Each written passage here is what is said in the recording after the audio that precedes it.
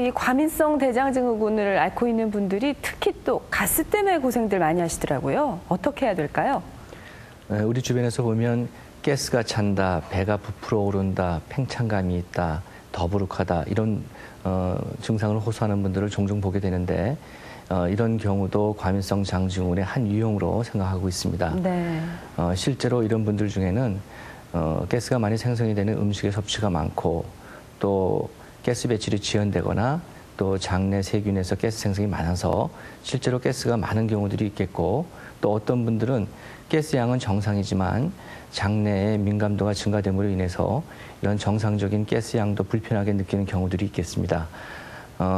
이런 분들은 우선적으로 가스 생성이 많이 있을 수 있는 음식 섭취를 제한을 하고 또 이런 것으로 인해서 증상이 개선이 되면 좋지만 이런 식이 제한으로 인해서 증상이 좋아지지 않으면 전문의를 찾아서 적절한 치료를 받으시는 것이 좋겠습니다. 네, 교수님 많은 도움이 됐습니다. 말씀 감사합니다. 예, 이 만성 변비와 과민성 장증후군은 많은 고통이 따르고 그로 인해서 삶의 질을 크게 떨어뜨립니다. 따라서 미리 예방하는 것이 무엇보다 중요한데요.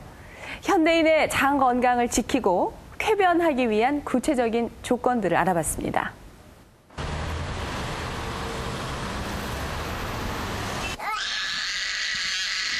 두살배기 민서가 응급실로 실려왔다. 갑자기 열이 올랐다는 민서는 구토에 설사 증세까지 심한 상태였다. 설사의 원인을 찾기 위한 엑스레이 촬영 결과 민서의 배는 가스로 팽팽하게 부풀어 있다. 검고 뿌연 부분이 바로 가스다. 정상적인 경우에도 가스가 찰 수 있지만 민서의 경우 유난했다. 로타바이러스성 장염 때문이다. 장 운동이 감소되면서 장에서 가스 배출이 잘 안 될 수가 있고요. 그렇게 되면 복부팽만 증상이 나타날 수 있고 그리고 복부팽만으로 인해서 복통 때문에 아이가 복차는 증상이 생길 수가 있고 또 설사가 심한 아이들에서 이런 증상이 더 많이 나타나고 있습니다. 로타바이러스성 장염은 겨울철 2, 3세의 영유아에게 흔히 발생하는데 설사 때문에 탈수가 심해지면 사망까지 이를 수 있어 입원 치료가 필요하다.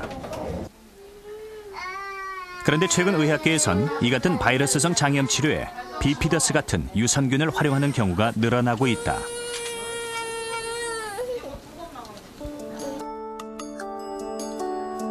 국내 한 대학병원 소아과 팀의 연구 결과 로타바이러스성 장염에 걸린 경우 비피더스를 투여하면 설사 기간이 하루 정도 줄어들고 설사 횟수도 조금 감소하는 것으로 나타났다.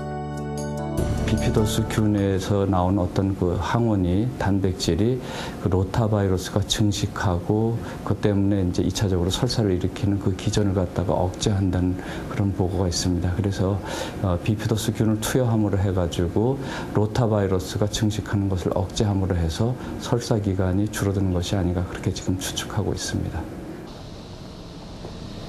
인간의 장 속엔 약 1kg의 세균이 살고 있다. 이를 장내 세균이라 하는데 이 가운데는 대장균이나 살모넬라균과 같은 유해 세균과 함께 유익한 균도 존재한다. 그 대표적인 것이 바로 유산균이다. 특히 대장의 건강을 지켜주는 대표적인 유산균이 흔히 비피더스로 불리우는 비피도박테리움이고 소장에서는 락토바실러스 같은 유산균이 활발하게 작용한다.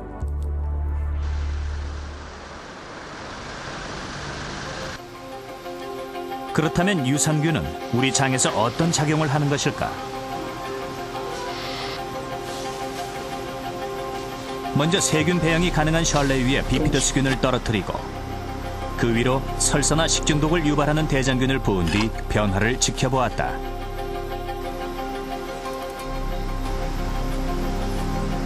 시간이 흐르자 세 군데의 비피더스균 주위에는 대장균이 자라나지 못했다. 비피더스가 대장균의 증식을 막기 때문이다.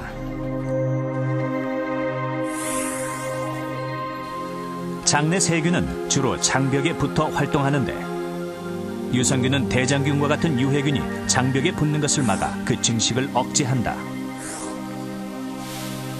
또한 유산균이 분비하는 유산은 유해물질의 확산을 막고 장의 운동성을 정상화해 정장작용을 하는 것으로 알려져 있다.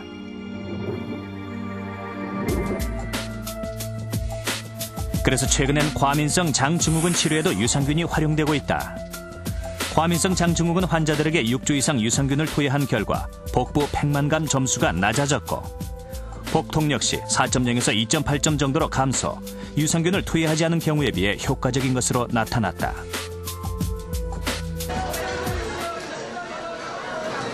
유산균을 함유하고 있다는 요구르트는 웰빙 열풍을 타고 큰 인기다. 쾌변을 돕거나 장 건강을 지킨다는 문구들로 가득 채워진 요구르트. 하지만 실제 그 작용에 대해선 의문도 많다. 광고 보면은 유산균이 장까지 가서 그게 소화가 잘 된다고 광고를 많이 하는데 그게 사실인지 어떻게 그렇게 되는 건지 약간 궁금한데요. 그렇다면 요구르트 속의 유산균은 장까지 도달할까? 서울대학교 병원 소화기내과 박민정 교수팀은 유산균의 장 도달에 관한 실험을 진행했다. 코를 통해 위까지 연결되는 관을 넣은 뒤 시판되고 있는 요구르트를 마시게 했다. 그리고 30분 뒤 윗속에 남은 유산균을 채취해 그 농도를 계산했다.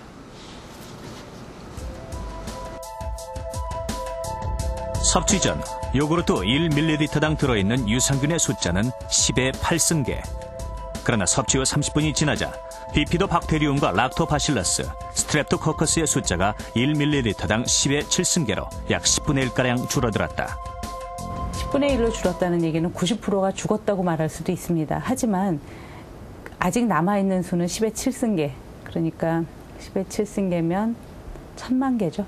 네, 1000만 개가 남아있기 때문에 증식할 수 있는 환경에서는 아주 기하급수적으로, 말 그대로 기하급수적으로 증식할 수 있습니다. 요구르트 섭취 2시간 후 전체 유산균의 50% 정도가 위를 통과해 십이지장에 도달, 대장까지 전달된 것으로 나타났다. 또한 공복 시에 요구르트를 먹으면 위산 분비가 활발해 유산균이 많이 죽는 걸로 알려져 있지만 그 차이는 미미한 것으로 나타났다.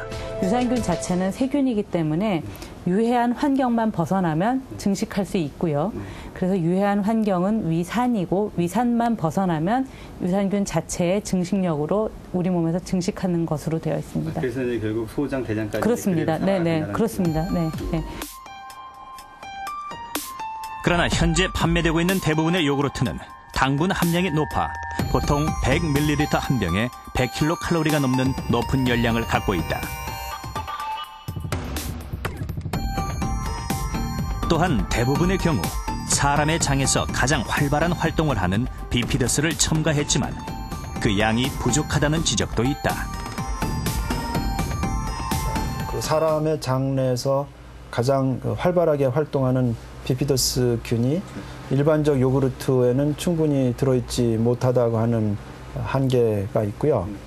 그렇기 때문에 우리가 그 장 건강 관리를 위해서 요구르트만 가지고 한다고 하는 것은 좀 무리가 있고 요구르트 적절한 수준의 요구르트 섭취 이외에도 우리가 올바른 식생활이라든지 또는 그 좋은 여러 가지 생활 습관을 잘 길들여서 장 건강 유지를 하는 게 필요하겠습니다.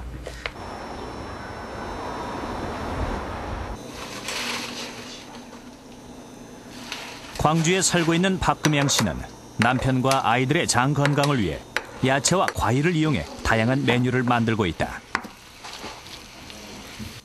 이 옥수수를 좀 넣으면 좋고요. 그리고 나머지는 각자 매번 만들 때마다 다르거든요. 좋아하는 거 넣으시면 되는데 오늘은 바나나를 넣기로 했어요. 그럼 걸쭉해지고 맛있어요. 소스를 만들 때도 다양한 채소와 과일을 넣어 섬유소를 충분히 섭취할 수 있게 한다.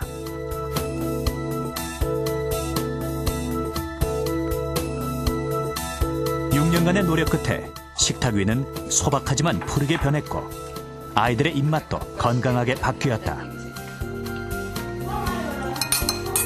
무엇보다 큰 변화는 변비와 치질로 고생하던 남편 박재호 씨의 건강. 요즘에는 하루 한 번 아침마다 쾌변을 하고 있고 몸도 한결 가벼워졌다. 채식은 지가 6년 가까이 됐는데 아직도 병원에 한 번도 6년 동안 가본 적이 없었습니다. 그래서